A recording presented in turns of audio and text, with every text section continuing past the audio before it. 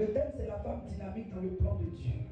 Quand on parle de femme dynamique, ça veut dire qu'il manifeste de l'énergie. Synonyme de dynamique, c'est être actif, être ardent, adit, remuant, vivant, vaillant, audacieux, et relatif aux forces, au mouvement. On dit quelqu'un dynamique, ça veut dire quelqu'un qui a la vie en lui. Quelqu'un qui est zélé, qui a du zèle en lui. De Dieu, bien sûr, nous sommes en train de parler des choses de Dieu.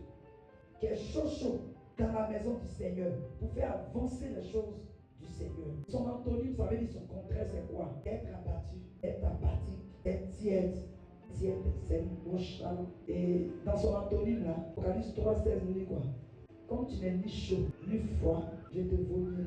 Le fait de ne pas être chaud pour les choses de Dieu, le fait de ne pas être vivant pour les choses de Dieu, peut aussi mener Dieu à des vomis. C'est ce que vous ne savez pas. On a tendance à mettre tout sur le compte des sorciers, des attaques. Il y a des personnes, Dieu les a carrément vomi. Ça dit, tu as mis de côté, il a mis une croix sur toi. La main de Dieu, c'est une seule main, ce n'est pas 50. Il dit, comme tu n'es ni chaud, tu n'es ni froid, on ne connaît jamais ta position. Le programme, tu ne viens pas. Quand on dit, Valérie le temple, ce n'est pas ton problème. Le jungle qui est là-bas, là, qui te laisse au marché. Quand tu t'assois là-bas, les mouches sont dessus, personne ne vient. Dieu qui a dit.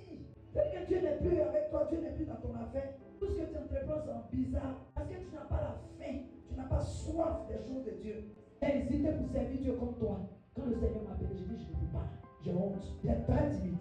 Aller devant un auditoire était un problème pour moi. Après du mal. Que on a grandi comme ça, on dit les hommes avant. Beaucoup de femmes, on a ce petit truc là, nous d'être toujours en retraite. Tu es complexé. Les femmes disent que tu n'es pas complexé. Déborah n'a pas été complexée. Si elle a été juge à cette époque, c'est dire qu'elle a fait ses preuves au milieu des hommes. Dieu nous appelle pour un but.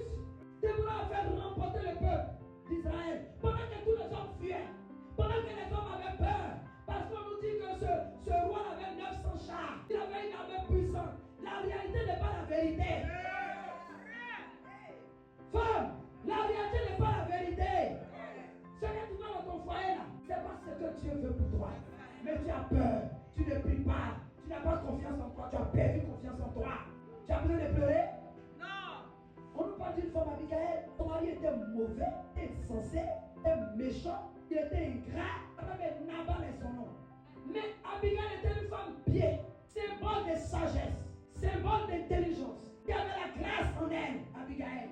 Et elle avait épousé cet homme. Enfin, tu es le thermostat du foyer. Le thermomètre lui prend la température. Le thermostat régularise, règle les choses. Et toi, le thermostat, si tu veux que ton foyer chauffe, ça va chauffer. Si tu veux que ton foyer soit brille, ça va briller. Dieu dit, tu as cette force en toi. À quoi le foyer, tu ne vas pas servir Dieu? Mon mari dit que, aujourd'hui là même, quand mon mari a dit que, c'est quoi ça?